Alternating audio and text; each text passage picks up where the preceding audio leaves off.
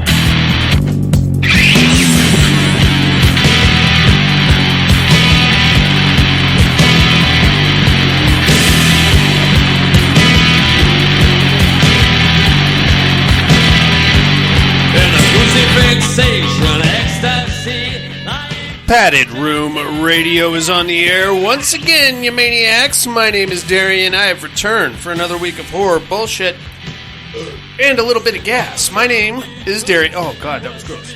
That burp was so bad it actually sent me back about 10 seconds in time. That sperm really backed up on you, don't it? Jason Harrell's in the house. Hello. What's up, Jason? Oh, 'tis the season. It is full-blown Halloween time. Oh, daddy. The decorating has fully commenced. Has it, the outside begun? Oh, yeah. How's it coming? And I've got the blown-out knee from climbing a ladder to prove it. Oh, no. Damn physical labor. How dare you?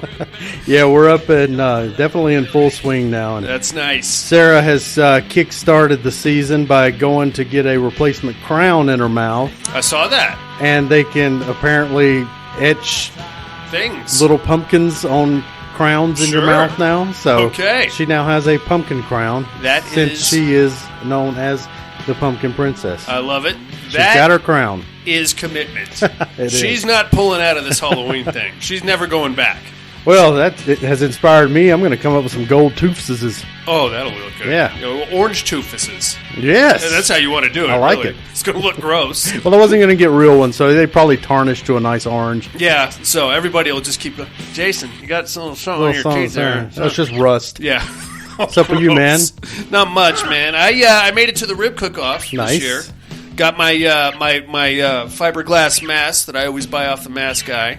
Mm-hmm. You have not lived until you've gotten to the rib cook-off, started walking around, and then come to the realization that your daughter of 5 years is not wearing panties.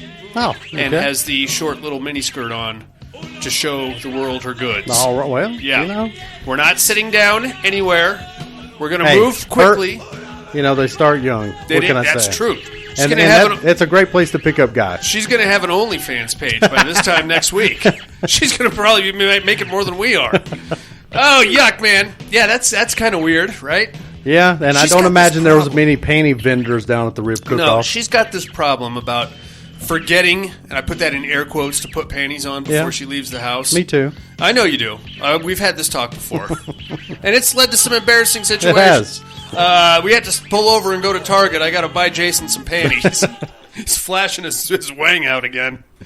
Oh, it was good times, though. Everybody just think it's a bug bite. This guy's got something wrong with his leg over there. I don't know what that's all about. Right on, man. Well, we got a regular horror show to get into here. Big guy, we got horror news, listener mail, all the usual shenanigans.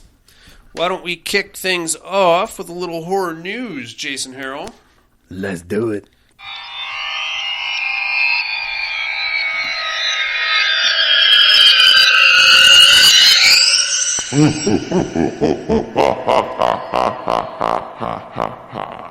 Horror news.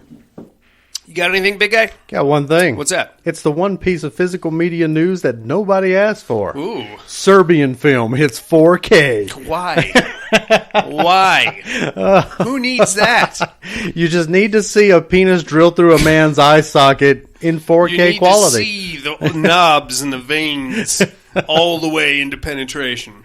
I actually own a physical copy of a Serbian film.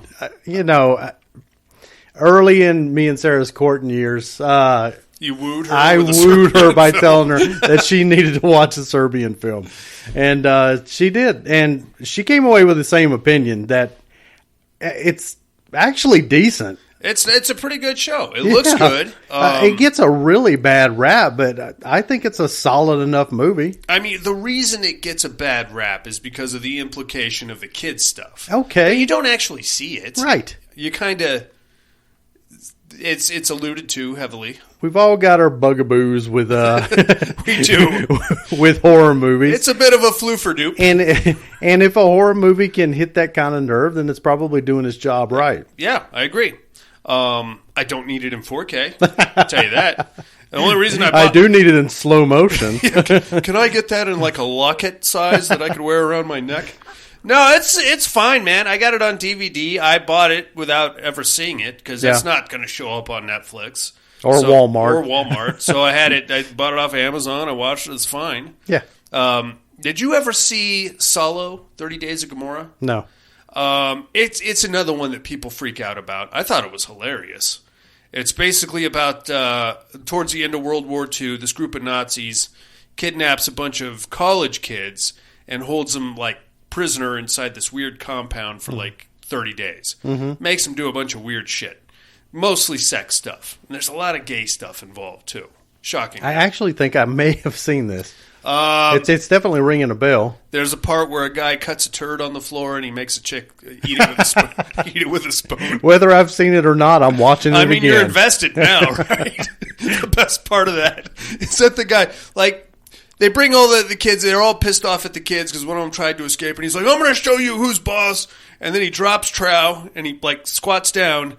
And then there's, like, 5 minutes of him just sitting in the squatting position waiting for a turtle head to pop out. Oh, great. I thought it was stupid, but whatever. That's all you got, big guy? That's it. Trailers are up for Winnie the Pooh, Blood and Honey. What you think? It looks like a slasher flick. Yeah. It's got my curiosity. Sure. I'll check it out. Of course. You know, why not? It's we have no lives. Winnie the Pooh horror movie. Yeah. You can't go wrong with that. I figure it's just going to be like a kind of a Five Nights at Freddy's, Banana Splits type vibe. Yeah. What's that other one with Nicolas Cage? Willy's Wonderland. There we go. I have a feeling they're going to try to ramp it up a bit, though. They might throw some... Because you're dealing with Winnie the Pooh. He looks kind of shitty, though. It looks like a fat guy in a bear mask. Yeah, That's what it looks like. I really wish they would have made it look more solidly like Winnie the Pooh. Or made it like about a grizzly bear. Something like that. I don't know. Some kind of mutated farm situation. Trick or Treat. You know it? You love it? It's getting a theatrical run this October. We are very hopeful that it's actually going to hit a theater near us. I doubt it. But if you guys don't mind driving to Sacramento. I wished. We would definitely drive all the way to Sacramento to see it in theater. It's only 2 hours. Yeah. Yeah, I would check it out. Images are up of Jamie Clayton as Pinhead in this upcoming Hellraiser thing. I saw it. I didn't see the movie. I saw a little thumbnail. Saw the images. I'm not mad at it. I'm not mad at a female Pinhead either. Depending on which Clive Barker spinoff you want to go into, there were times when the Hell Priest was a female, and you know it's not really it's more like a possessing entity, so it can body hop the Hell Priest. But she's definitely the character Pinhead. Oh yeah, it's not just like a female Cenobite. No, okay. No, she's got the pins, she's got the track. Yeah, she's definitely Pinhead. So since you've read a lot of that stuff. Is the Hell Priest always Pinhead? Yes. Okay. But Pinhead can be female or has been female. Yeah. Okay. In one of the graphic novel spinoffs, Kirsty Cotton, who was in the protagonist, I guess, from the original movie, she makes a deal and becomes the Hell Priest for a little while. Oh, okay. Yeah. So, I'm not mad at it. They can't do any worse. That's true. They've already hit the bottom of the barrel. Yeah. Big fat Pinhead. That's where I drew the line. This is like whatever happens in the Phantasm series. It's the only place it goes. It's gonna be better. Can't be any worse than Ravager. No, it cannot. What else we have here? Unsolved Mysteries. You ever watch that show? Robert Stack. Yes. Creepy. Trench coat hanging around street lamps. Fog. My mom still watches the old reruns. Oh, yeah? And I'm just I'm curious, like, how much of this stuff are you watching that's actually been solved, but now everybody's still just looking for the solution? I would hope all of it. Right. I mean, that went off the air in, like, what, 89 or Yeah. something like that? Jeez. So they're still watching, thinking somebody's still missing. Meanwhile, 20 years ago, they've been found. Yeah, of course. 3-night event this October on Netflix. Boy. I imagine it's going to be some kind of paranormal floop-de-doo, Yeah. That would be my opinion. Well, as long as it can squeeze some Zach Baggins in there, Yes. then we're golden. Obviously. The intro to Unsolved Mysteries. That always scared the shit out of me. It's creepy. Oh, shit. Nailed it. Yep. Lastly, it looks like David will be added to the Evil Dead the Game DLC. He is Shiloh Fernandez's character in the remake, and he's coming with a nail gun. Okay. So that's cool. Yeah. Cool weapon, at least. Yeah, they need more maps for that thing. That's the problem. But I don't know. There's the medieval castle, and then there's the cabin in the woods, and that's about it. Yeah, what else you got? That's it. Can't They take should me have an shopping mall. S-Mart. That would be cool. Yeah, they need have an S-Mart. S-Mart. Maybe a... we'll have to see what Evil Dead Rise does. I'd really like to play an S-Mart map. That would be cool, right? Weapons Be all over chucking the place. cans of beans at the Deadites. Deal with that, fucker. That's all we got on the horror news. How about some listener mail, my How man? about it?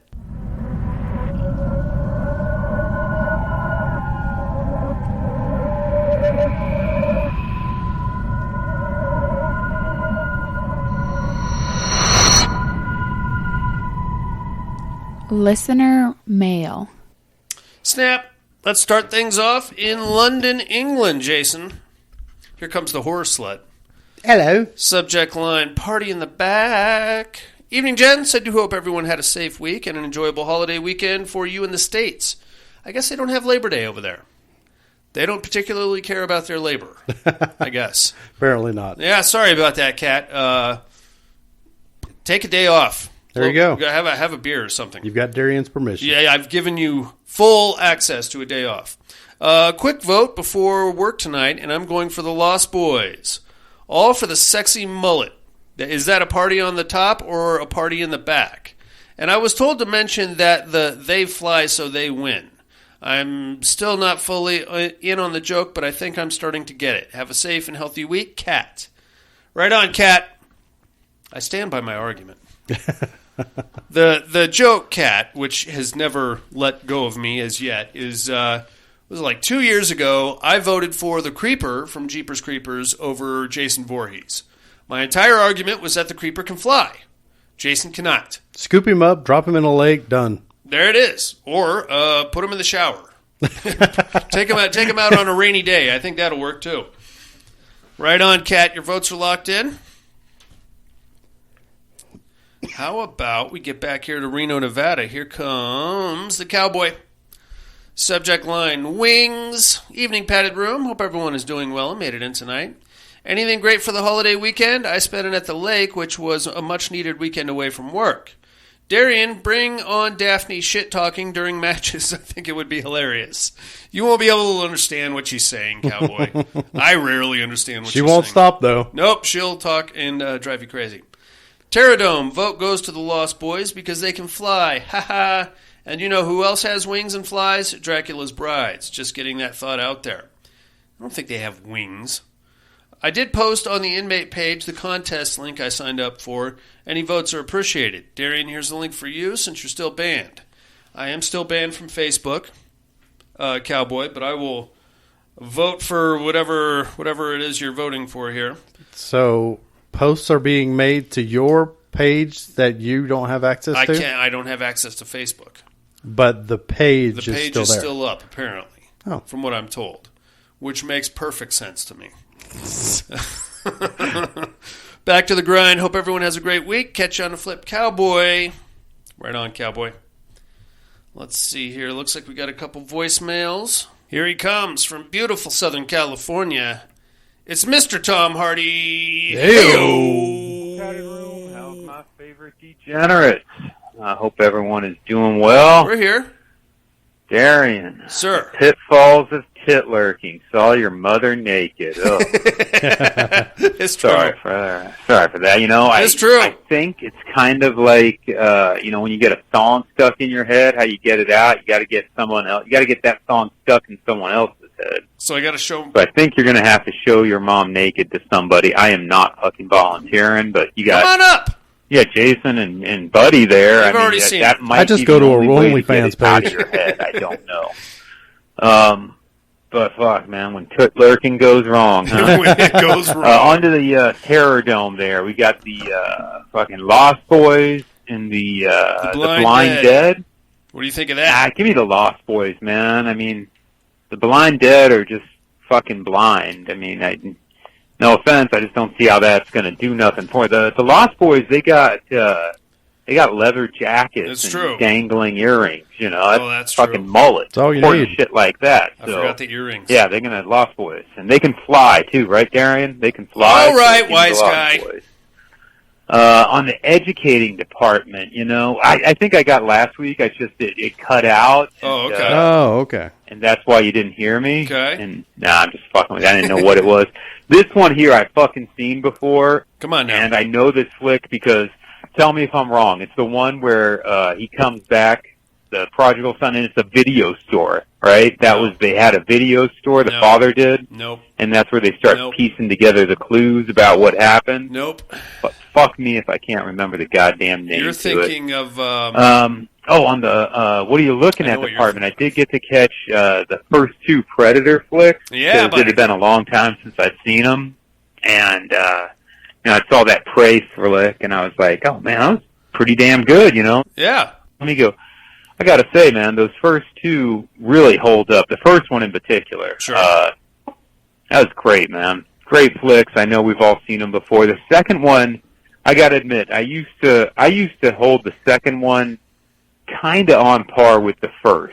I think I'd seen it more or something like that, but I used to like it a lot more. Still enjoy it. Still think it's great and a lot of fun, even though there's a lot of Predator Drama. inconsistencies. Yeah. I mean, like, the Predator is attacking people that aren't armed, that Sure. aren't, like, quote-unquote threats Yeah.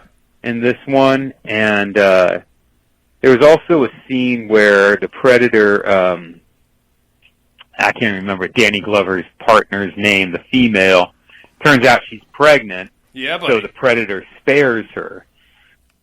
Huh. GP'd. I don't remember. It's been a long time since I've seen Predator 2. It's been a long time for me too. I had similar feelings though. For a long time, I thought it was a very good movie, and then subsequent viewings, it just kept diminishing Yeah? a bit. Yeah, I remember it had one of the coolest, like, crime cartels I've seen in a long time. I can vaguely even remember. The Jamaican Voodoo Posse. Right? Those guys are Yeah, badass. they were. That's basically all I remember of Predator 2. I'm going to Like rewatch something it. right out of Warriors. Absolutely. Loved it. He called back. T Motherfucking motherfucking P. Pete. Hell yeah. As I was saying, the Predator spares his partner because she's pregnant, and I don't know if that's part of, like, Predator lore or whatever, or exactly what that's about, or if he's just, you know, pro-life or what the fuck, but Hey. something else I was noticing about it. The Predator, if you watch that flick, it is shot like in 90s or like an 80s slasher flick, where it's like the Predator just pops up, you know, out of nowhere. Watch it again. Okay. And look at it. The Predator is really shot like it's a slasher. Okay. At some points, almost like hiding it, like, who could be doing all this shit? But, you know, of course, I was the Predator, you know. Oh, yeah. Anyway, I still thought it was fun. I still thought it was enjoyable. The Jake Busey or Gary Busey or whatever the fucking guy's name is Yeah, I forgot he was fucking in there. batshit crazy. I love I it. thought that was a fun part of it. I don't know, man. Like I said, all in all, I still think the second Predator is still a good flick. Okay. Anyhow, hope all is well. Love you like family. Bye now. Love you too, Tom Hardy. TTYL. I haven't seen that one in forever. Now, I I got to revisit You it. remember at the end where the Predator gives Danny Glover that old pistol? Yeah. Is that the same pistol in Prey? Yep. I don't know how I feel about that. You don't like that? It seemed a little heavy-handed. It seemed A little fan service, for the life of me. I never understood like what the point of that was. You know what I mean? Like here's you managed to track me down to my spaceship. You climbed over the building and into the big hole in the ground. And oh, by the way, here's a xenomorph skull on the wall behind me. Put your boner away, fanboys. So here's a antique pistol for you. Yeah, but didn't he do something like all brave and shit or Something like that, Yeah. yeah. Like he was kind of, I mean, they recognized his bravado or something. Right. It's kind of how they do it. Now, are you all the way caught up on did you ever watch The Predator? Was that the one before Prey? Yes. That's the only one I haven't seen. You don't need it. Skip that altogether. I've never heard anybody mention anything redeemable about that movie, so I've just skipped it. One of my favorites that nobody else seems to like is Predators. Is that the one with Adrian Brody? Big Nose McGee? Yes, a Big Nose McGee. I thought that was rather enjoyable. It went to the weird Predator game. Yeah, I was never mad at that. It doesn't really fit into like the mythos because it's like its own thing. The only thing that's really a stretch is buying Adrian Brody as any kind of hero. I thought he did all right. Hey, he's fine, but come on. So he's got a big nose. A little too lanky. He is kind of lanky, but he didn't spend a lot of time with his shirt off, so True. there's that. All right. Well, that's all we got on the listener mail, my man. You got anything for Cowboy, Horror Slut, or Tom Hardy? I love y'all. Love you guys. You ready to get in? You ready to do this? I'm ready. I don't know if I am. Try and stop me. Here we go.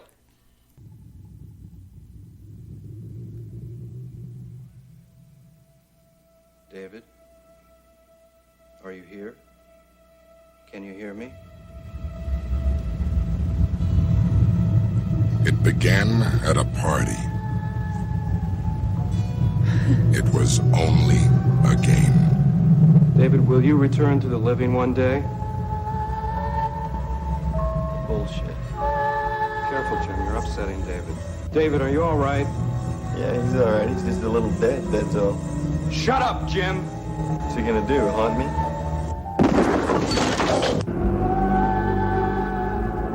Hello, Linda. This is Brandon. I just realized I left my Ouija there the other night. I'm having some friends over Sunday and they want to use it. Besides, I want to contact David and see if he's calmed down yet. David, are you here? Are you still angry at Jim? David, where are you? Man, don't tell me you bought that crap with Brandon and that board.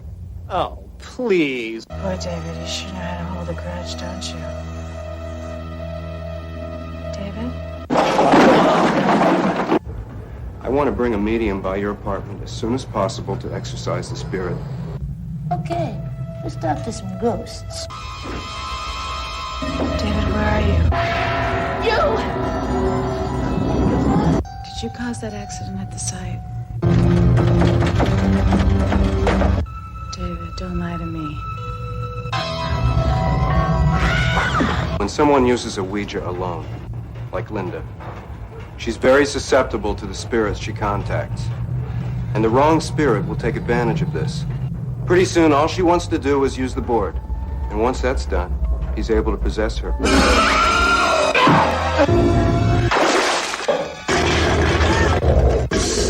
Linda has made contact. Linda, unlock the door! David is here, and he's playing for real. It isn't a game anymore. Witchboard. Don't play it alone. It is Witchboard. It is. Jason. Boy, is it ever. From 1987. Yeah. 5.6 stars on IMDb. Yeah. That sounds about right. Written and directed by Kevin S. Tenney, starring Todd Allen, Tawny Katane, and Stephen Nichols. This one's got an R rating, and it is a full 2.1 stars better than President Evil.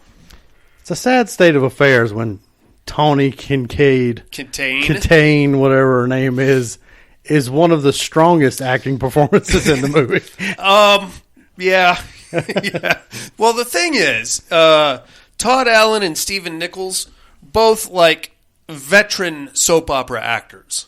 So they brought it. They brought the soap opera acting. Yeah. It's a lot of unnecessary hair flipping. Lots of hair flipping. And like wiping your face for no reason, things like that. It's very dramatic. It doesn't necessarily make sense, but it's dramatic. So we start off at a party in an apartment. Now, the first couple of times I watched this, I could have swore that they moved into that house, and that whole house was theirs. Not until later in the movie is it better explained that they are just renting an apartment in the house. Yeah, which makes a lot more sense given, that they don't do anything. There's not like they're millionaires, and that is a big freaking house. Yeah, it's the guy's a construction worker, and she's some kind of a fucking paralegal, I think. Or she goes to school, don't she? Something like that. I don't know. But I think that's it. I don't even know. Dances on hoods of cars and music White videos. Snake videos, baby. That is primo Tawny Katane. So they're having... Oh, God. All right, so it's the housewarming party. And again, I'm left with the question of why invite your ex-boyfriend to your party? Yep. Why would you do that? Who your old man hates, and he hates your old man. There's nothing but animosity there. Yeah. Yeah, I don't get it. The only thing I could think of is you want to rub it in his face. Look how happy I am without you. But then if you're the ex-boyfriend, why would you fucking go? Yeah. Unless you're trying to still bang her, in which case it's clearly not going to happen here at the party. Yeah, I couldn't for the life of me figure out why you would put these people in the same room together. It's fixable. You could fix it with one line of dialogue. Oh, I invited him because I want you two to get over your animosity and be friends again. You guys used to be so close. Well, the script is missing a few things. It's missing quite a bit. There are some manhole covers missing from this thing. Yeah. All right, so that's the party. We're going to meet these guys. We got Jim, who is living with Linda, played by Tawny Katane. Jim is played by Todd Allen. He's the scruff McGruff. He's the rough and tumble kind of a dude. You can tell that because he's got the plaid shirt with the vest over it. Mm-hmm. That means he's either going to be in a paper towel commercial or he's the tough guy. But then we have the counterpoint to that, which is Brandon. Brandon owns a vineyard, I think, or something like that. And he's got the blonde hair, blue eyes, matinee good looks. What a douche. Everybody in this movie but is man, a douche. His hair is great. He did have great hair. A majestic mane. I tell you what. Perfect for a convertible because it just flows. Yeah. Just billows out behind it does. He's rich. He's Linda's ex-boyfriend. And apparently him and Jim grew up together. They used to be best friends. And Linda kind of came between them, and now they hate each other, and that brings us to our party. We're going to find, because Brandon is this rich, cultured douche knocker, he's going to engage in a bunch of conversations with people about life and philosophy and things like that. He's basically showing his cock off. Yeah, correcting everyone's pronunciations. Of course. You fuckface. Yeah, this guy's a real level 10 douche. Oh, God, I hate him. I don't know who I hate the most out of this movie. If I'm rooting for anybody, I think it's probably... The board. I was going to say the landlady. She seemed all right. Yeah, she's okay. But anyway, they get into like a little sparring match, and basically we find out that these two don't like each other. But we do have a redeeming quality here because... one of my favorite things about most 80s movies is the sidekick fuckboy friends that show up. Yeah. Every movie has them. Yep. In this case, it's Lloyd and Mike. Mm-hmm. I like a Booger. Remember Booger? Booger was great. I like pretty much any time you saw Bobcat Goldthwait in a movie. Yep. He was a fuckboy friend. God, there's been so many of them down the dark eons. Hey, of a my moment childhood. of silence for Booger. Booger's dead? No, he's not dead. Oh. I'm just having some fond flashbacks. His career is dead. It is. Unfortunately. But these guys show up, and they're great, and they're wildly underdressed because all of Linda's, highfalutin friends are there, and these guys got on Metallica T-shirts and stuff. This, of course, is about the time that Brandon has to break out the Ouija board and he has to hold court over the party and explain to everybody about, oh no, I don't believe in God, but this is a gateway to another world, and each board has its own connected spirit, and this one's connected to a little boy named David. No, and it's pronounced Ouija. Ouija. And it comes from the German and French. We and ya. From the Wikipedia page on Ouija boards, the popular belief is that the word Ouija comes from French and German words for yes. It is a misconception. Oh, okay. It was taken from a word spelled out on the board when its inventor asked a supposed ghost to name it. There you have it. Suck on that, Brandon. Probably tried to spell something normal, but since they're shit spellers. Yeah, probably was like, oh, eat my ass. But it just came out Ouija. So now we're going to have our impromptu Ouija board session here at the party. It has to be Brandon and Linda because their bodies are pure and the energy can flow through them. They don't smoke or drink like Jim and his alcoholic don't curse parents. Lays down the ground rules of, never alone. You got to say thank you and welcome them in and be all polite and give them some kind of ghostly blowjob, apparently. I mean, it's just, you got to be overly friendly to these fucking things. You got to kiss their ass. Yeah, I'm not down with that. What is the point of it? They're not going to give you the winning lottery numbers. Then what good are they? No, yeah, exactly. They're not going to tell you who's going to win the Super Bowl, so why bother? They're like the boss that you hate. Oh, you look so good today, Jeff. Shit. Please don't send me home early. I really need the money. Anyway, they start the Ouija board session. Apparently, Brandon and David being the spirit of the little boy, have like a secret handshake that they do so that they know that they're talking to the right people. The first spirit that comes through fails to do the secret handshake, so Brandon's like, thank you, goodbye. And then he cuts off the Ouija board session. Then he comes back and he starts talking to David. Why do you say thank you to an asshole? I know. And who's this imposter, by the way? Yeah. Well, we'll sort of half-ass find out later, but that doesn't make a lot of sense either. While that's going on, there's a big bang outside, and then Lloyd runs over to the window and he's like, who got the Viper? Oh, what did he say? Multiple sadness. You're on 4 flat tires. Totally bodacious. So they run out there, and just before the big bang happens, you see the Ouija board like flip off of Brandon's knees. So there's that. They run out there, 4 flat tires, big shoving match between Brandon and Jim. Brandon's like, you angered the spirits, because Jim was making a bunch of wisecracks about dead kids while they were doing this. You angered David, and now he popped my tires. And he's like, yeah, well, he's dead, man. Are you stupid? It's a board game. Make a long story short, we're going to cut to later that night. Linda, Tawny Katane, is now giving Jim the cold shoulder because, how could you? He takes that stuff seriously. You know that. And you ruined the party. And, well, I'm going to have sex with you anyway because you made a pouty face. And I guess that just is a panty dropper for Tawny Katane. Apparently. All it takes is a pouty face. I'll bear that in mind the next time I run into Tawny Katane. So that's great. That night, nothing really happens.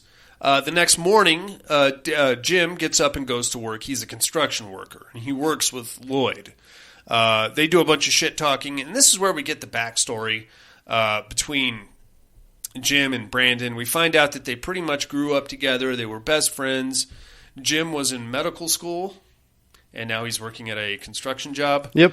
So I'm thinking some kind of sexual assault allegation was probably laid against him.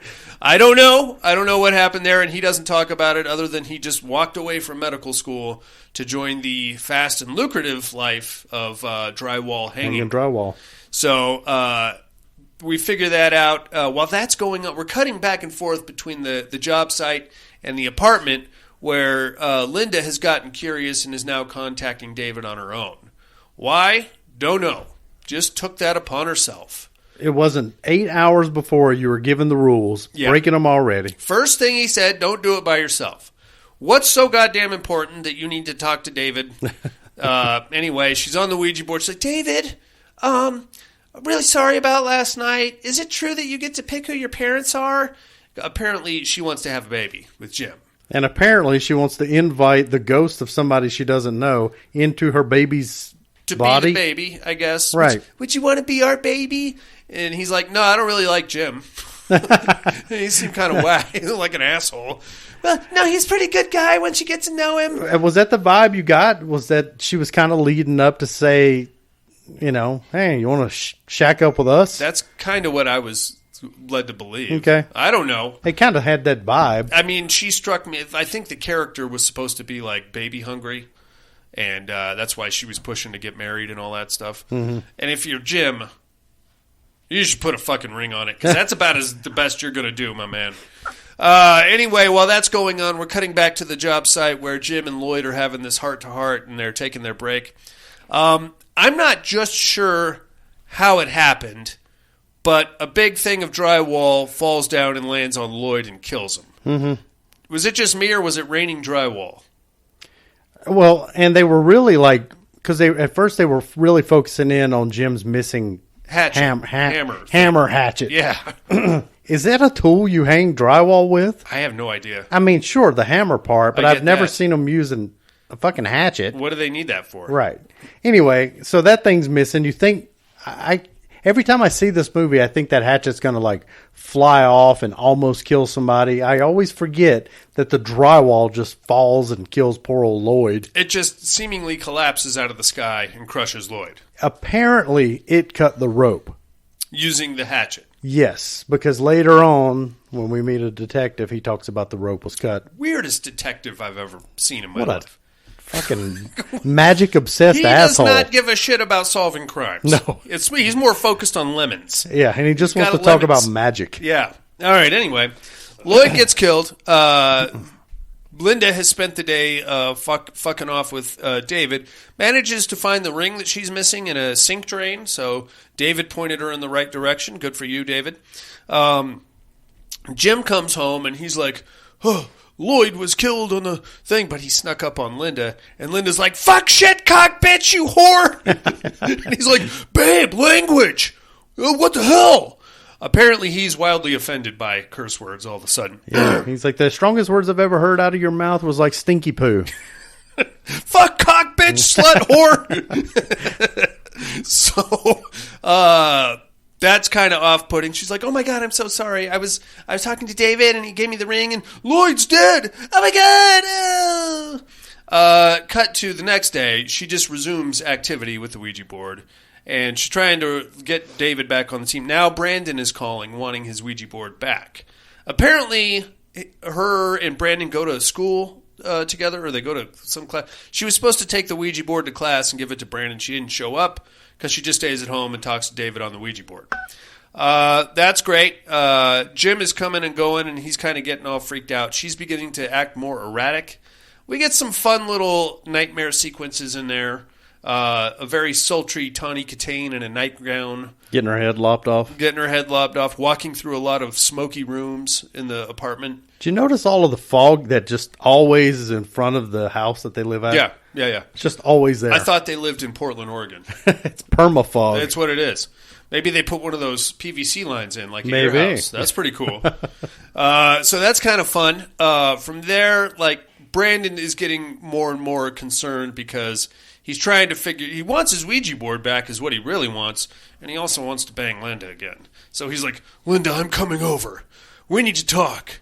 And then, like, she doesn't show up. Linda, I want my Ouija board back. I'm starting to get worried. And then, of course, she never returns his call. Eventually, he shows up at the job site, and he's like, Jim, let me ask you something. Is Linda acting erratic? Kind of sleepless, doing a lot of cursing? And Jim's like, how did you know? She talking like she has Tourette's. Yeah, what? How did you know? Jim, those are the signs of spiritual entrapment. What? Now, to Jim's credit, he doesn't take any of this very seriously. Or anything at all. As I wouldn't either if I was nailing Tawny Katane and hanging drywall for a living. Eventually, he's like, he kind of convinces Jim that something really is going on because all of her symptoms are matching up, and she is acting weirder and weirder as the movie goes on. So Brandon's like, I'd like to bring my medium friend by the apartment. She's going to do a full seance. We're going to get to the bottom of this. And Jim's like, hey, you're crazy, man. But he agrees to it anyway, and this is where we meet the medium, Zarabeth, who is... Full-blown Zarabeth. Full-on Zarabeth. I don't know if Hot Topic has like a district manager, but this would be Zarabeth. I would date Zarabeth in a heartbeat. It'd be very weird, and I don't think I'd let her meet my parents or my friends. Yeah. But she had a lot of psychic humor, which I think would be She fun. did. She had some good ones. Mm-hmm. She looks like your quintessential 80s goth chick. She's got like purple hair and a flat top and a weird kind of comb-over situation. Fruity little round glasses. Fruity round glasses. Way too much makeup, obviously. Got like a tassely denim jacket with like jingle bells on it. Mm-hmm. So every time she shuffles, it just ring, ring, ding, ding, ding. It's like a human xylophone. That's what it is, man. I guess you just need to draw even more attention to yourself because the hair and the makeup isn't doing it. The name Zarabeth wasn't enough. That's not doing it either. I need more eyeballs on me at all times. She shows up. They come in and she's like, "Whoa, I got some spiritual energy in here, and I think it's connecting to you." And she's pointing to Linda. Linda's like, "Oh my God, I told you, it's David. He wants to be my baby." And she's like, "Oh, let's get to the bottom of this." So they sit down and have a seance. And basically it entails Zarabeth talking in a baby voice and being like, "I'm sorry, I broke your car tires. I didn't kill that guy at the job site, but I'm sorry. I'll leave you alone now. Bye, bye, bye." And Linda's like, "David, wait, no." Very dramatic. I'll never have to watch this again. I can just ask you to reenact I can do the whole thing. movie for you. I can do it. I've got all the characters down because they're all the same person, pretty much.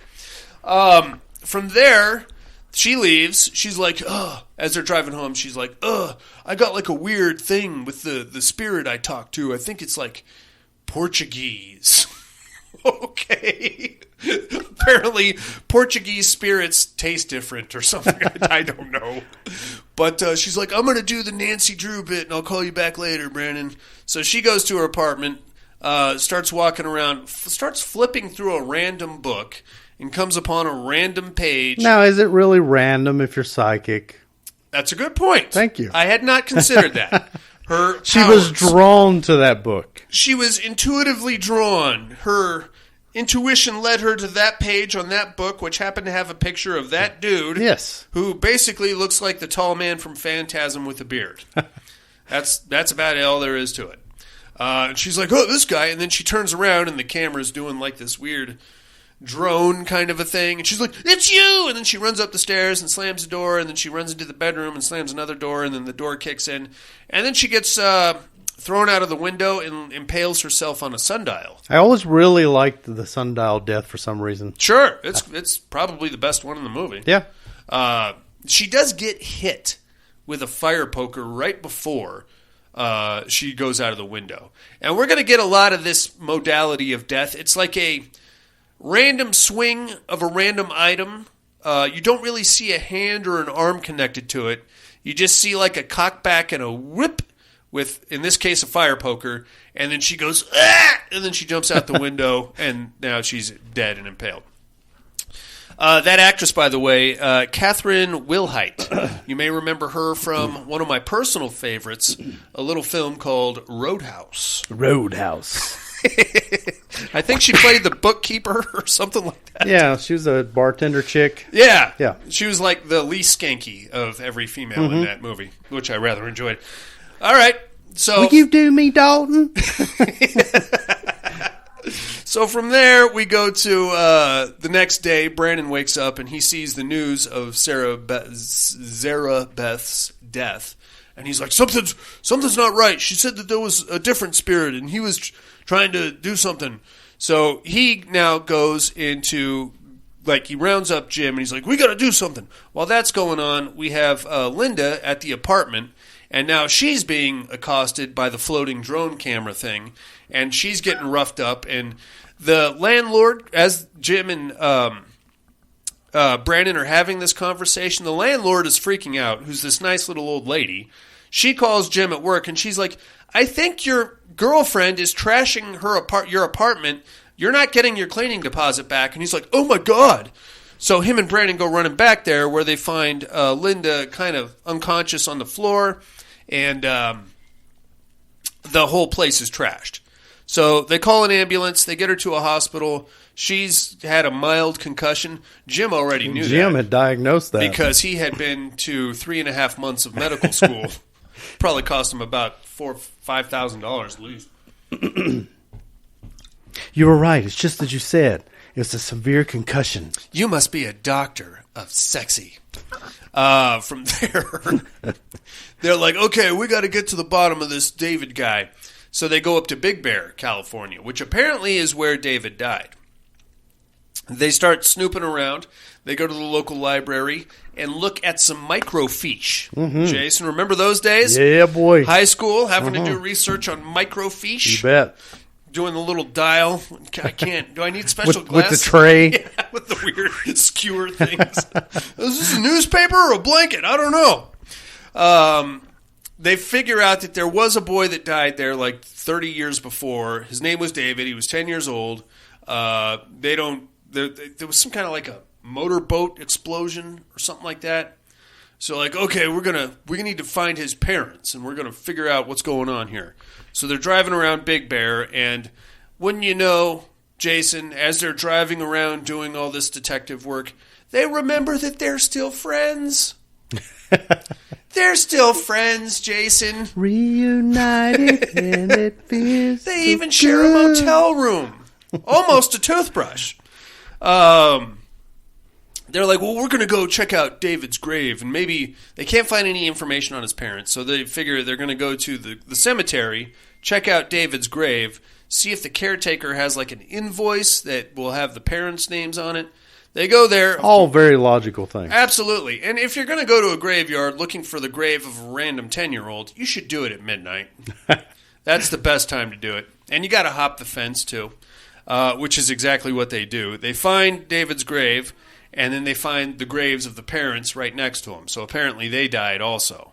Shit! And apparently like only 2 weeks ago, from what Brandon said. He's like, oh, they just put them in the ground a couple weeks ago. We just might have nodded off at that part. But I don't blame you.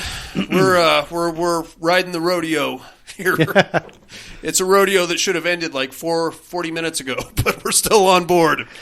For a movie that, like, I mean, from the moment it starts, it immediately goes Witchboard. Oh, yeah. Yeah, we don't spend a lot of time fucking around. But man, does it seem to just drag. I mean, yeah. Now, this is where things get kind of silly. So they decide they're going to have their own Witchboard session, and they're going to have it on the spot where David died. So they find this little curio shop. They buy a different Witchboard. Another fancy one. Yeah, real fancy one. Probably costs a couple $100. Go down to the dock where David blew up, and then they start using the Ouija board there. Now, here's the problem, man. Out of nowhere, completely out of nowhere, David is like, is this Malfador? Where did we get that name? Yeah, I never understood that. He just pulls it right out of his butt.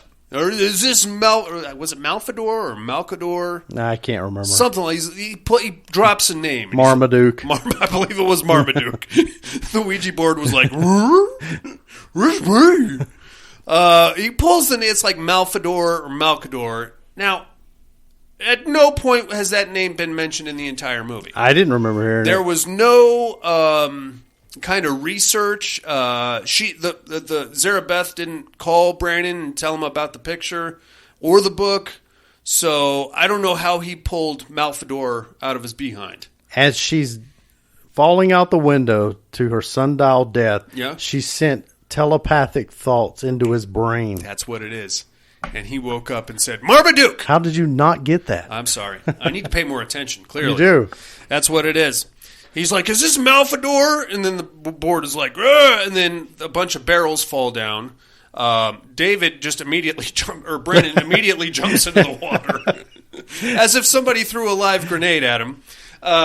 Jim just kind of takes a barrel to the face and gets knocked unconscious. Brandon's getting out of the water, and then that's when we get another random swing of a random implement. This time it's an axe, and down goes Brandon into the water, and that's it. Cut to 3-4 hours later, I guess. Jim comes to. He's got blood. He's got like a head wound. He's like, oh, what the hell happened? He's like looking around. I don't know what happened to Brandon. Motherfucker just left me here. And then he gets down and he's like washing the blood off his face in the lake. And out pops an arm and grabs him. And he's like, I gotcha. And he's like, oh shit. And then it's Brandon, who's been floating face down probably for hours. For a while. And also has had a hatchet to the face. But still somehow found the strength to reach up and grab Jim. Now, just to die. Well, I think he was already dead. He had to be. He's been floating face down for hours. It's been a while. I don't know. I'm just saying that's kind of... It seemed like it had been quite some time. Like, for all the cut-tos that we got... And just never mind the fact, hatchet to the face. Hatchet to the face. Jim pulls him out of the water and does like, oh, no! As he's holding Brandon's dead body. No! Takes Brandon's car and goes hauling ass back to wherever the hell, I think it was Fairfield or something like that. While that's going on, Linda has checked herself out of the hospital and is now headed back to the apartment where she has kind of hid away the Ouija board, the original Ouija board. She never gave it back to Brandon. So she goes back there and immediately starts fucking around with it again.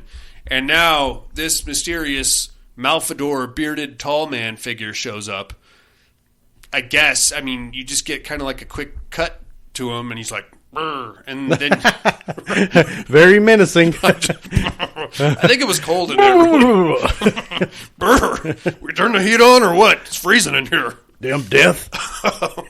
And then when Jim gets there, Linda has gone full cosplay on him and is now wearing a hat and a coat and tie. Yeah, she's now the Babadook. A very hot redheaded Babadook. But still somehow found the time to do her makeup, which I thought was kind of hot. And she's got like a deep voice and she's swinging an axe at Jim. And now, something we glazed over this whole time is that there's like a detective that shows up periodically and shows him magic tricks. He's the worst. It makes no sense at all. The worst part was like there was a stakeout, or I guess he was staking him out. He was sitting in his car when Jim saw him, and all you saw on the dash of his car was like playing cards and juggling balls and a magic hat. Is he going to kids' parties or what? What are you doing? Regardless, big struggle between Jim and Linda. Jim's doing Linda, I know you're in there. I don't want to hurt you. And she's like, I'm going to kick your ass, you fucker. And she's throwing him around and swinging an axe at him. The entire apartment building shows up to watch this because this is better than cable TV. Jim is he stabs her in the leg, I think, and throws her off him. And he's about to stab her again when the detective shows up and pulls a gun on Jim. Jim's like, "Hey man, that's not my girlfriend. I don't know." And the Linda stands up and she's like, "Oh!" And then she knocks the detective out. Throws an axe at him, I think. Knocks the detective out. Jim grabs the gun, points it at Linda. Make a very long story short with all this back and forth. Jim gets thrown out of the window. And that part was with some great visuals. That part was pretty wacky. Lots of slow blinking during that fall. I think the best is when they don't know how to do slow motion, so they just tell the actors to do slow motion on their own. No, it's great. Anyway, he falls down, and then just before he lands on the hood of somebody's car, we cut to a church where what seems to be a funeral at first is taking place, and then as the camera pans over the crowd, you realize Jim and Linda are there, and they're actually getting married, and Jim's got a neck brace on. So did you mention him shooting the witchboard? Oh, no, yeah, that's how you get rid of the Malcador guy. You shoot the witchboard. You shoot the witch, yeah, before he went plummeting through the window. Yeah. He picked up the gun and started shooting. Because don't you remember the board flying? It goes pew, pew, pew, pew, pew. Yeah. That's pretty cool, actually. It's like a video game or something. And that is pretty much your movie there, Jason Harrell. What did you think of Witchboard from 1987? Originally, years ago, massive fan of this movie. One of my favorites back in the day. Yeah? Does not age well. No. Yeah, No. This is probably the second time I've seen it in the past year. And boy, it was rough. It was pretty rough to get through. You really start noticing a lot of the things that make it kind of a rough movie. It's full of holes. That's the biggest problem. Well, as a kid, I was really, really into Ouija boards and paranormal shit, all of that stuff.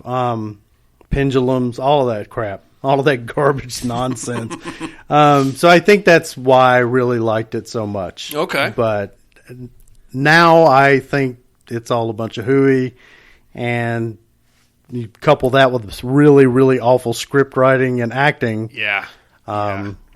Just not enough meat left on the bone for me to enjoy anymore. I think if they had stayed with the Ouija board and the ghost stuff, that would have been much better. When you bring in this Malfador dude, and I love Tawny Katane. I think any heterosexual male of my age, she was probably a big part of their puberty, myself included. But she's not an actress, man. No. She is not. No. And when she's trying to do the possessed Blues Brothers routine, it's very silly. Yeah. I mean, I can't. And God bless Todd Allen for doing his best to make it look like she was kicking his ass, because he burned some calories in that scene right there. How many times can you throw yourself through a bookcase before you're like, you know what? This is bullshit. I'm jumping out a window. That's Fuck right. it. Give me that In slow motion. But I still do appreciate Ouija board, but kind of Ouija-based movies. I was really hopeful for Ouija. That stunk. But the sequel was actually pretty good. Yeah, not bad. That was Flanagan. Oh, well, that explains it. Mike Flanagan, Yep. yeah. If you saw this one when you were a kid, you probably dug it quite a bit. There is a nostalgia element here. How many's in that series? There's 3? I thought only 2. You could be right. There's definitely 2. I don't think have you seen any of the other ones? Years ago. I don't think I have. I absolutely have seen 2, but for some reason I was thinking there was a 3rd. I could be wrong. I might be. Isn't there a mirror franchise? Doesn't ring a bell. Like a haunted mirror, not Oculus, but there was like a 80s, and not mirrors. Not mirrors. No, there was like an 80s mirror franchise, and I'm going to look that up during the break. All right. Witchboard, if you are already a fan, you will probably still be a fan. If you haven't seen it in a while, it doesn't hold up that well. I say Witchboard, not this one. Switchboard. Go back to Surf Nazis Must Die. All right, let's take us a little break, Jason Harrell.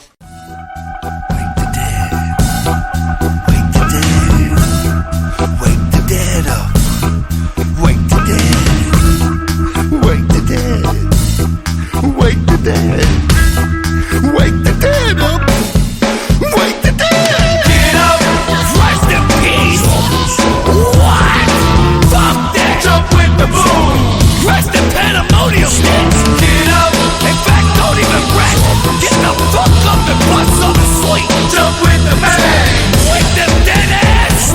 When I die, it's time to celebrate. All love, escape the hell of hate. First thing I'ma do is start rocking. In the casket, pop locking. Dirt dust, chipping away the rust. With these freaky moves that I bust, I'ma pop out, rock out with my cock out. Monster mash all across the grass. Fandango on the top of tombstones. Wake up them pile of bones.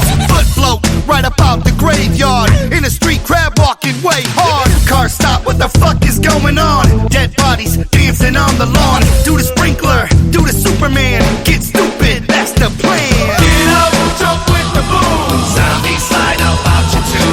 Can you fuck it up like us? Can you freak the moves that we bust? Get up, jump with the bang. Zombies slide and do your thing. Can you fuck it up like us? Can you freak the moves that we bust? When I die, please don't cry any.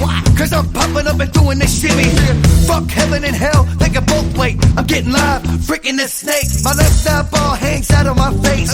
When I'm crumping at a murderous pace. When they shooting at me, I bust the hitchhike. I break it down any way you like. Come on, you don't even know what the fuck is going on. What they call that? I'm mowing the lawn.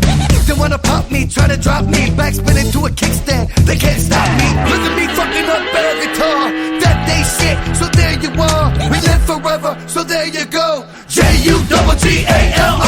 Get up, jump with the boom. Zombie side up option 2. Can you fuck it up like us? Can you freak the moves that we bust? Get up, jump with the bang. Zombie slide and do your thing. Can you fuck it up like us?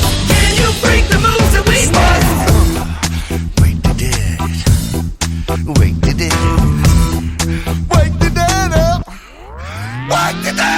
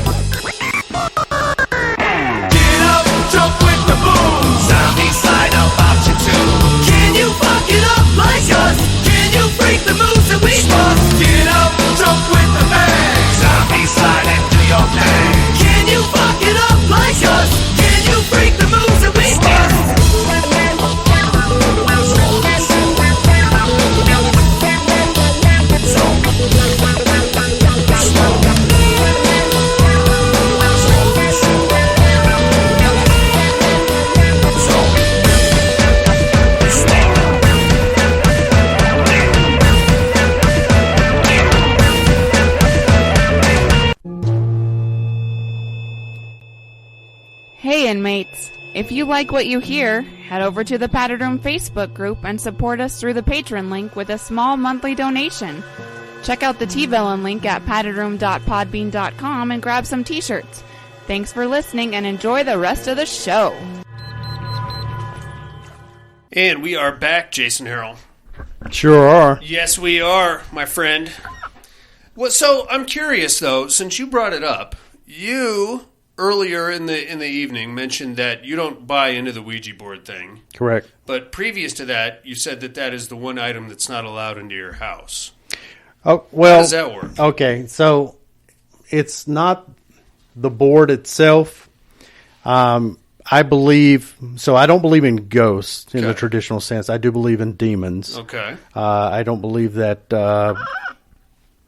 my Uncle Rufus is just floating around, farting around, watching me in the shower. Great. But I do believe that you can invite or invoke demonic presence in your life. Okay. I think that a Ouija board can be used as a way to kind of open that door or invite a malevolence, kind of a demonic entity.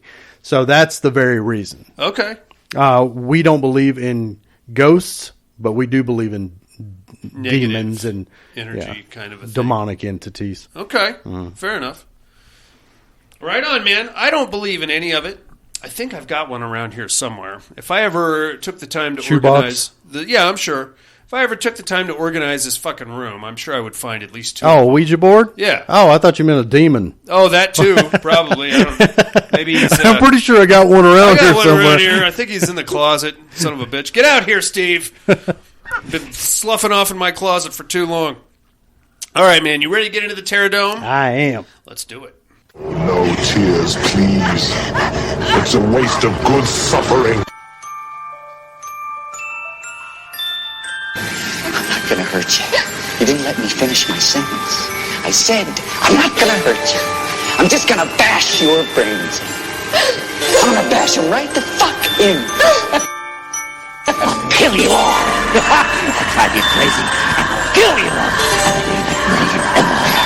My worst dream come true.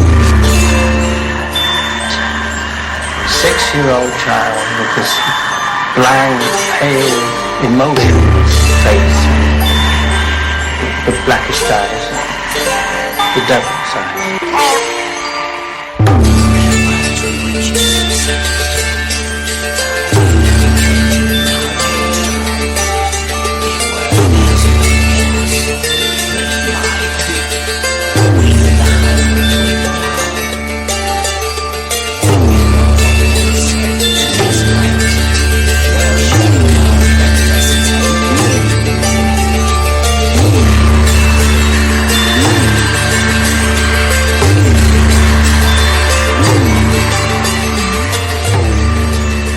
Welcome to the Terradome.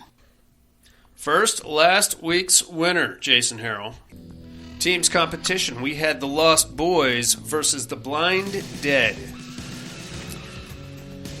The boys were at first confused by the sudden appearance of the Knights Templars, then enraged as the Templars attacked.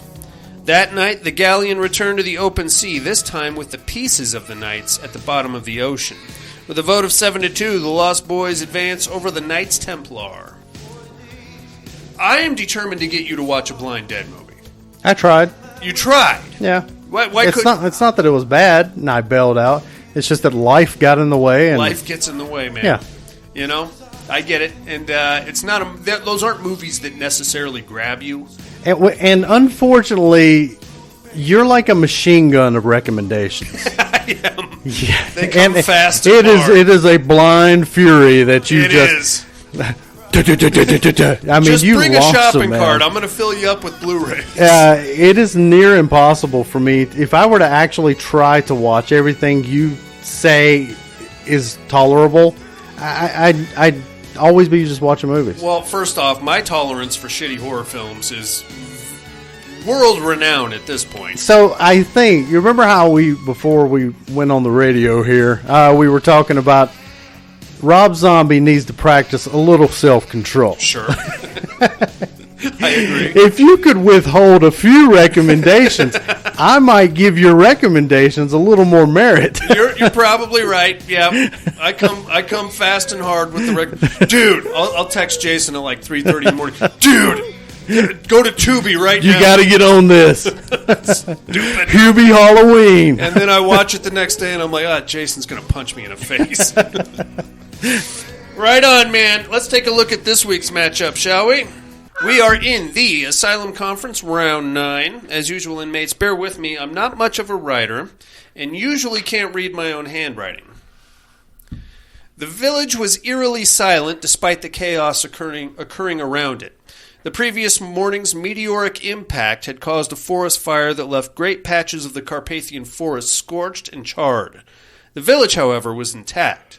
As the ladies approached from the outskirts, they noticed the usual trails were covered with a thick sludge, causing them to slow their progress. The sounds of faint heartbeats and labored breathing emanated from the village to vampiric senses, but none of the usual sounds. No movement, no bedtime prayer or offer of thanks, or goodnight blessings. The first villager they came across was secured to a tree with the same sludge, barely alive and begging the brides to end his misery. His end would come soon enough as the first xenomorph broke through his chest. Team's competition, we have the Brides of Dracula versus the Xenomorphs, Jason Harrell. How say you? Xenomorphs. Xenomorphs for Jay. I'm going to take the Brides of Dracula. My reasoning is this. They're already dead. And they can fly. There is that. Sometimes they can fly. Sometimes they're just goddamn sexy. Very sexy. Very sexy. I imagine the acid blood would fuck them up pretty good. But if the xenomorph is already at a state of bleeding, then he's already fucked up. So, in order for the blood to be effective, you gotta at least wound the xenomorph. You know what I'm saying? Yeah. So there's that. I think I'm gonna go undead. All right. I'm sticking to my undead guns. There we go. That's your matchup for the weekend, mates. It's the Brides of Dracula versus the Xenomorphs. Get us your votes by next week if you can. Mental health hotline is area code 775-387-0275, or get us on the regular old email at thepaddedroom2011@hotmail.com. Contemplate those matchups, and while you do, we are going to tell you what movies we got to watch this week in a little segment called What Are You Looking At?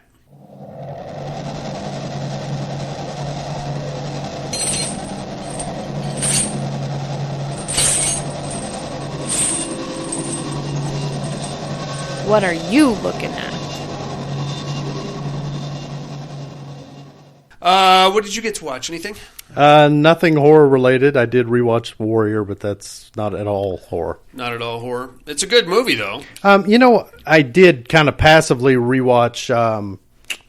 The Descent. So The Descent and Descent 2 kind of run on a loop on Pluto TV, And every time I try to catch the end of both of them because I've been trying to figure out which one is the ending where she thinks she escapes, but she's actually like losing her fucking mind at the end of the movie, and she's like with her daughter's ghost. She's seeing visions of her daughter, and they're in the cave. Mm-hmm. And for the life of me, I can't. It doesn't happen at the end of one. It doesn't happen at the end of two, and I know that I didn't imagine this shit. So what it was, I finally had to look it up. Alternate ending. It's the ending from like the UK version. Yeah. Apparently, so I start looking into like what I watched and why I watched that, and so it probably came from when I was a massive internet pirate. Mm-hmm. I probably watched some imported bootleg, and that's how I saw that particular ending. They determined that the United States were too big of a pussy to handle such a traumatic ending. Okay. So they end with this really horrible ending at the end of part one. Which is where she escapes. Right. And then she like turns inside the cab of the truck and sees like the ghost of her Asian friend that she killed or Juno. Whatever. Yeah. God damn, she was hot. But in the foreign version, that happens, but then she like awakens inside the cave, I believe. Still, yeah. Yeah, and that's when she kind of is tripping, seeing her daughter, but and then the dissenters, whatever the fuck they are, they're creepers, dwellers. Yeah, they're like coming in on her. Yeah, much better ending. Yeah, if you have the DVD, you have access to the alternate. You have them both endings. Yeah, I've never owned them. I absolutely saw it on a bootleg. That 100%. That's another sharp downfall as far as a franchise goes. Descent 1, really good. Descent 2, I liked both. Did you? Yeah. I don't know, man. I really hate that, American version or the ending. The ending? Yeah, I really hate it. Right, but you don't get a Descent 2 if she doesn't get out. Right? Right. So I guess you could retcon. For you, that'd be win-win. Yeah, pretty much, because I don't really care for that shit. Right. Natalie Mendoza is her name, the actress that played Juno. Mm-hmm. Ooh. Yes. Does that tickle you where you need to be tickled? All kinds of tickling going on, my friend. Is she wearing a hard hat? No. Okay. I don't think so, but yeah. Anyway, I got to watch The Black Phone, finally. Caught up on that one. Very That good. is a much better movie than I was anticipating. Really? Liked it a lot. I didn't had low hopes for it, low expectations. I don't know why. Everybody told me how great it was. Well, unlike you, a lot of people make solid recommendations. Look, there's not no just accounting for gun taste, okay? I like what I like, and sometimes it's not what everybody else then likes. You'll wait eons to watch it. I will, but I got it I'm glad you enjoyed it. It's a good show. Pretty grim, especially with like when they I don't want to give too much away. I know a lot of people haven't seen it, but there's a part where they uncover remains, and a lot of them, and you're like, oh fuck. But the way it all ties together at the end, because there's like these multiple failed attempts, but when it all comes together in the end and he's doing his thing, and it's very Home Alone-y in a kind of weird way, but it's... You know what it reminded me of a lot? What? Have you ever seen a movie called Anything for Jackson? Yeah. Reminded me of that a lot. Just with like... the way they were trying to put the ritual together and all that, and then the shit with the neighbors was happening, and the guy throws himself in the snowblower. Good movie. A great movie. I watched that. I watched It Follows from 2014. Wonderful movie. Love that one a lot. Highly spankable. In a weird kind of rapey, kind of a weird... The naked old lady. I know. And maybe I should edit that part out now that I think about it. I don't know if I should admit to beating off to It Follows. A movie called Climax from 2018. This movie is bananas, Jason Harrell. Basically, it's Gaspar Noé, whatever the fuck his name is. It's the same guy that did Irreversible. Okay. And Enter the Void, if you've ever seen that one. I couldn't get through it. What you have is like a urban dance troupe. It stars Sofia Boutella. And... she's like putting together this urban dance troupe for some kind of a big show, and basically they have sequestered themselves in this abandoned school, I think, and they've been working on their choreography, and they're finally putting it all together. And this is the night where this is like their last big dress rehearsal before they go on TV or whatever. So they do, in the first probably 14 minutes of the movie is just this choreographed fucking big dance situation. It's really cool looking when it all comes together. After that, we cut to like probably about 20 minutes of there's like 25 of these dancers. And they've all separated it off, and they're all like talking shit about each other, but high-fiving each other, and this guy wants to fuck her, and she's trying to get on this lesbian thing with this chick, and this chick is trying not to drink. This one thinks she's pregnant. And it's just the camera hopping around to these different little side conversations that happen. And then at some point, they very quickly realize that somebody has spiked the punch with LSD. And from that point forward, we get about an hour of just one continuous take as it follows one person, and then this guy comes in and he's acting crazy, so we cut to that guy and follow him for a few minutes. Yeah. And then over here, somebody else accidentally gets put on fire, so we jump over here, and it's all one continuous take. And some shit gets fucked up, my friend. There's a kid involved. He accidentally drinks the punch, and there's some weird sex stuff, and it is some shit goes down, and I think at the end one of them survives. Everybody else is dead. Pretty gnarly. It's worth a watch. I think it's like 2.5 hours long though. You ever have LSD, acid, or any of that stuff? No. There's no way I could do any psychedelic. I would see immediately. I just know it. Spiders would be on me, and I'd be just stabbing myself repeatedly. I am terrified. I'm sure it's an urban myth, but I'm terrified that everybody around me is going to turn into a zombie, and I'm just going to grab a bat and start swinging. Yeah, and probably kill 3 or 4 people. That's my biggest fear. I'd be willing to try it if I knew somebody else that had done it and could like chain you down. Yeah, like tackle me if necessary, or something like that. I don't know. It concerns me, but that I thought is it's something to see. Climax, okay, from 2018. If I ever get time, well, how about this? Amongst your machine gun fire recommendations, is it first round at the top of the mag? Well, let me clarify this. I know you, and I don't think you'll like the movie. Okay. But I do think you will. I probably gave too much of it away because you already know the ending. That was the one thing that kept me going through it was, what the fuck shit am I going to see next? Because there's some really fucked up things going on, number one. Number two, how is this whole thing going to end?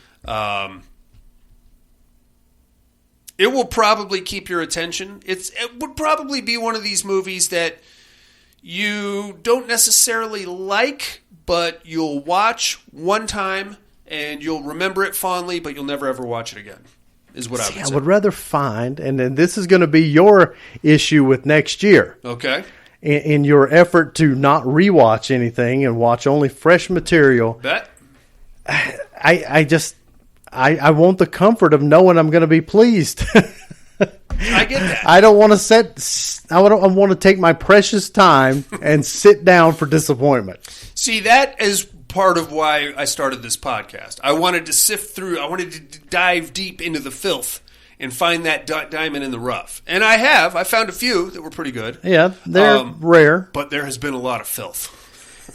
But see, we could also, like we've sat here and discussed at length the stuff. Sure. We could sit here at length and discuss the Black Phone. Sure.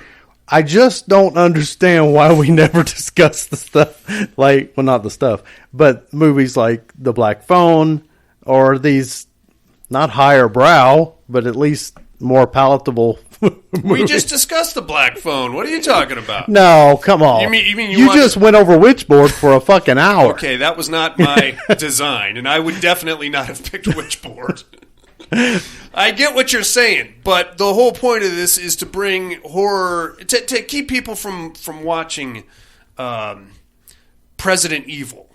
You know what I mean? If you're watching President Evil thinking you found the diamond in the rough, I'm going to tell you right now, you haven't. And you can keep going. Yeah, but you always conclude with, but I wasn't mad at it. I was mad at President Evil.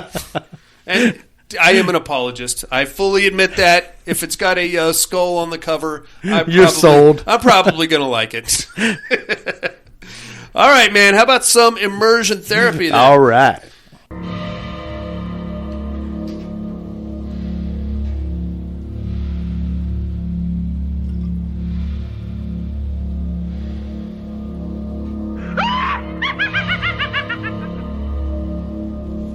Immersion therapy.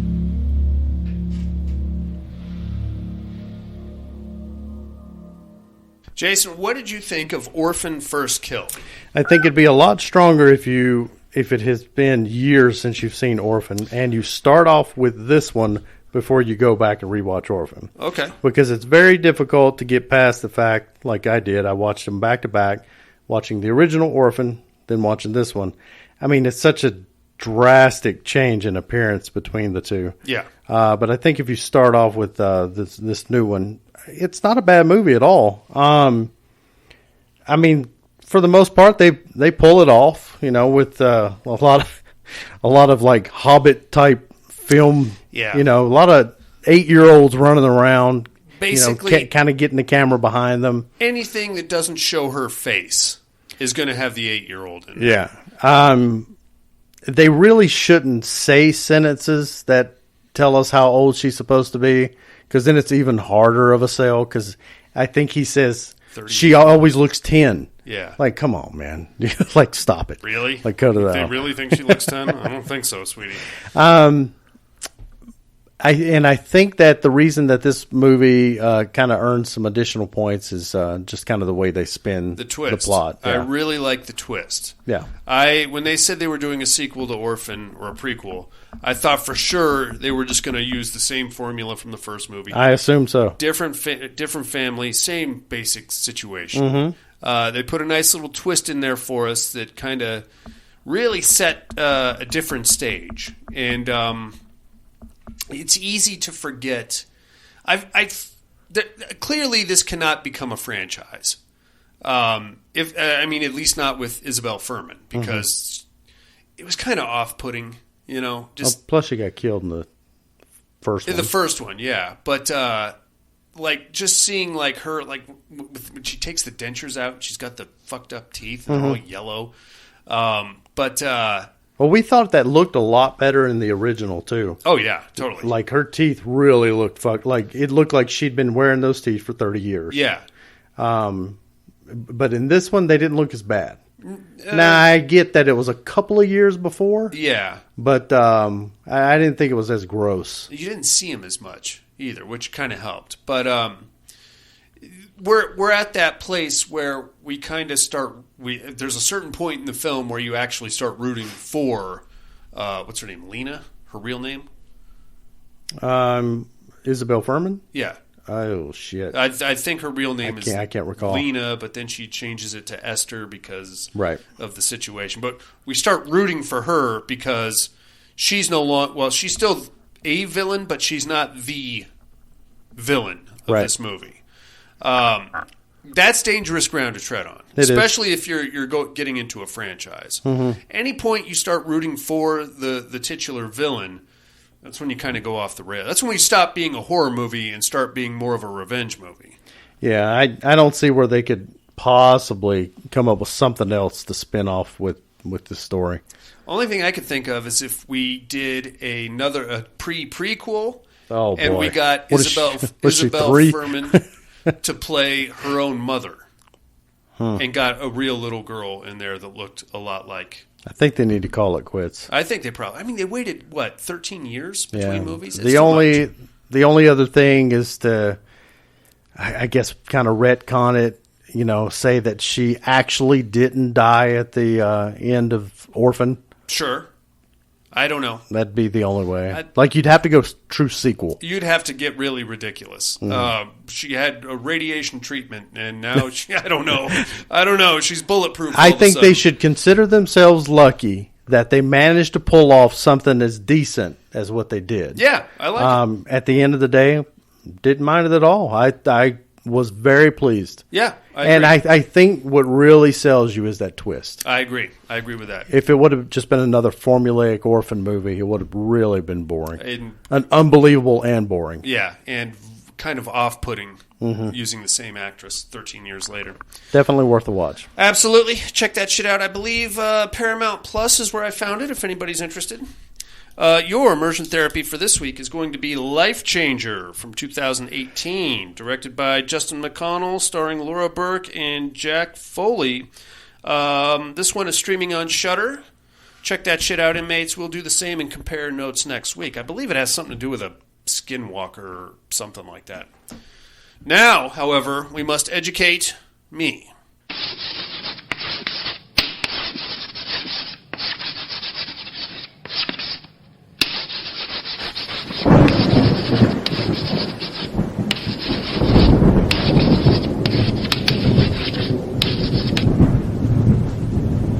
Educating Miss Monica.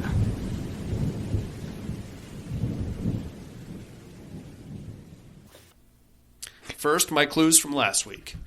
I am a twin brother, and my fiance has left me for my twin, the son of a bitch, and then he threw himself out of a upper floor window, and his wiener was flapping on the way down. And I can say with all certainty, Jason Harrell, that my dick is bigger than that actor's, who will remain nameless at this point. I then had to travel back to my hometown and convene with my father and his stuffy old friends about what the hell happened, and to be there for the funeral, of course. Boy, oh boy, does this town have some secrets, and so does my dad and his fucking friends. We better drag the lake to get to the bottom of this. I am, of course, Ghost Story, 1981, starring Fred Astaire, Jonathan Houseman, and Greg Wasson, who I am better endowed than. Well, that's only implying his dick is a half an inch long. That's exactly right. I got a good 3/4 inch. Congratulations. Coming at you. Boy, if it wasn't for that foreskin, you'd be fucked. Dominating 3/4 inch. Have you ever seen that one, man? Your penis? Yeah. Just that once. What'd you think? Delicious. All right. No, have you ever seen Ghost Story? I have not. It's not a bad show. It's very twisty turny, and it's got all the it's one of my Halloween go-tos. It's got all the elements of a good ghost story. Decrepit house, kind of that faded glamour that came from the 1920s. Yeah. Old men with a secret. This vengeful spirit that is coming back to torment the sons of those old men, and it's really a good show. You watch it every October? I do. I do. It's we just put together our first edition of our 31 for 31. Uh-oh. And there's going to be multiple editions? No, we've got some that'll probably end up getting booted out just as we remember other movies. Refining it. Yeah. I get it. Right on, man. Who might I be this week, you ask? Well, I just got out of a very bad relationship. It wasn't bad, but it ended very badly, this relationship. And I've got to get the fuck out of the city. I need to recalibrate, rest, relax. I'm gonna rent a big mansion out in the woods, and I'm gonna hang there by myself and just kind of get things straight in my head. It's kind of like an Airbnb situation. The guy that rented me the place is a real weirdo. And I went out for a walk in the woods the other day, and there's a fucking naked guy just standing out there. He's not following me. He's just standing there. I'm going to FaceTime my friend later. I hope he doesn't show up in the background in a window. Who might I be, you ask? Tune in next week, and I will drop some knowledge on you. Sensing a pattern with the naked guy immersion therapies. That's exactly educate. That's exactly right. I don't think I'm better endowed than this dude, as I recall. He was packing. He's got a full inch, huh? He was packing something. Got some heat. He was a grower and a shower. All right, my friends, I think that's about going to do it for us this week. Thank you very much for joining us. Join us next week for Witch Trap here in Kevin Tenney Month, courtesy of Tom Hardy. You, too, can take control of the Padded Room podcast for a full month. For the very small donation of $5, I will send you a Padded Room travel mug, a Padded Room t-shirt, some hardcore pornography if you want me to. I'm gonna leave that option open to you. I've got plenty, and I would like it out of my house. So if you want some porno, I will pack your package full of it and send it to you. And you will get control of the month of December, I believe. All you got to do is go to paddedroompodcast.com. You can head to support.paddedroompodcast.com. That'll take you directly to your Patreon feed. There you have it. Or paddedroompodcast.com will take you to your Podbean feed. Exactly, and there's a link at the Podbean feed there that'll take you there. If any of that was confusing, then I'm sorry. It's all new stuff, and Darian's just learning technology. I don't know anything. I'm sorry for everything. I don't know. Damn technology. I'm not going to make it easy for you to give me money. I refuse. In the meantime, inmates, I think that's it for us. For Buddy in absentia, Monica in absentia, Jason Harrell, who is here, naked guys in the woods, vampires that can apparently beat up Knights Templars, weird board games that take on different facets, and Malfador, who still, I have no idea who that guy is, or Malcador, whatever his name was. Marmaduke. And the Padded Room Podcast. I'm afraid visiting hours are over. Bye.